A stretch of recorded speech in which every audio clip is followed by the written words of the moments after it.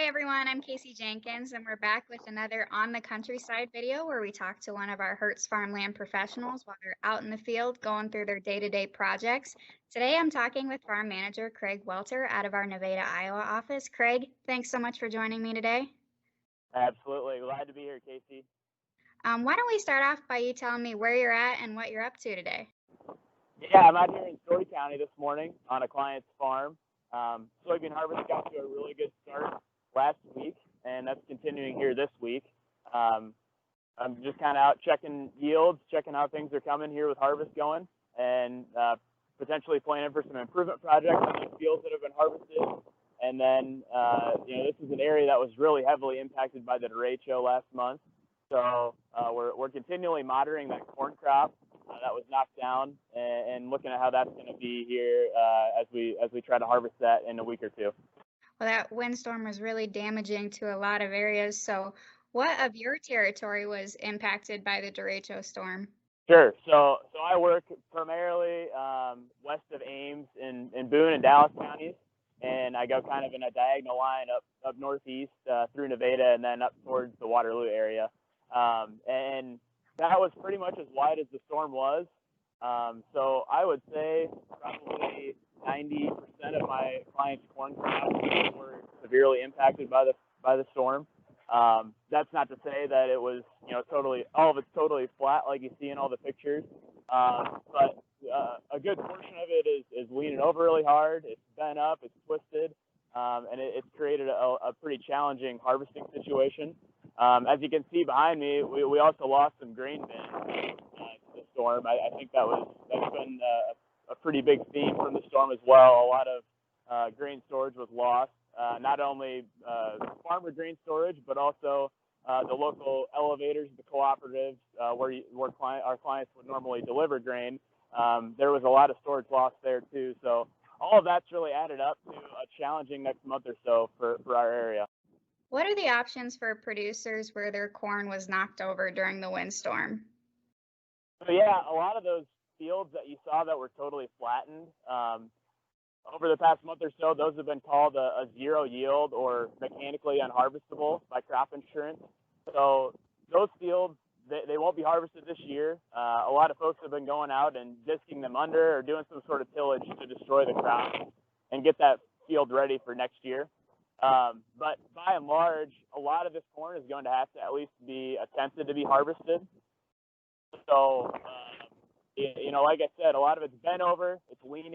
It's going to be really challenging because when you're combining it, you're going to only have to be able to go one direction and then turn all the way around and then come back at it again from that same direction the next row. A lot of folks have gone out and gotten a reel for their combine head to help pick up the down corn. So that'll help a little bit, but it's really challenging to pick up all the ears, and there's going to be a lot left out there that we normally would have been able to pick up. Another challenge is that, the windstorm hit the beginning of August, and that's kind of right near the end of the growing season.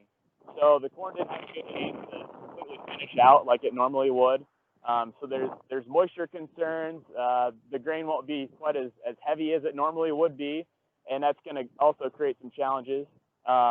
So there'll be challenges like that too, as well as molds and other challenges that we might face if we get some rainy weather. So it's gonna be a tough next month or so. So, for that corn that's going to be attempted to be harvested, what are yields going to look like? It's going to be really variable.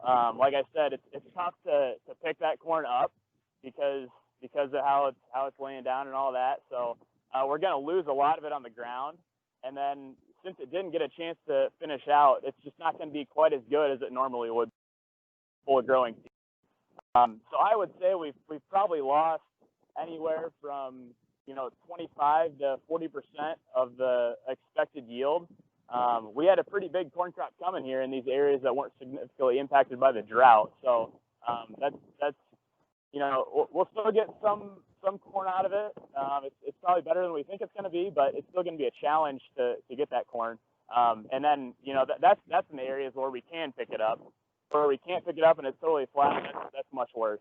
So, we've talked a little bit about corn. I'm going to switch a little bit and talk about soybeans. What can we expect from yields from soybean harvest? Yeah, soybean yields have been really variable as well. On the western edge of my territory, they were more impacted by the drought. So yields have been in the upper 40s, creeping into the mid 50s, which isn't bad for how dry it got. The beans just did not have a good chance to finish out like we'd like them to get some more rain at the end of the summer. But as you head northeast up here into northeastern Story County into Grundy and Marshall counties, we're seeing yields in the mid 60s, even into the 70s. So we're pretty pleasantly surprised with that. Because we didn't get all that much rain in this area as well. So it's pretty encouraging to see those yields. So as we look towards next year, with this windstorm, will there be any complications with next year's crop? Yeah, that's a great question. Like I said, we're going to have a lot of ears that drop on the ground and so forth. That'll be out there, all winter into the next spring, and those kernels could produce a volunteer corn crop in our soybeans for next year. So that's going to be some additional herbicide that we'll need to use in order to get rid of that corn in the soybeans for next year. And then there will be some additional corn residue, especially in those that weren't harvested. That'll create a bit of a challenge for some folks to deal with for next year's crop.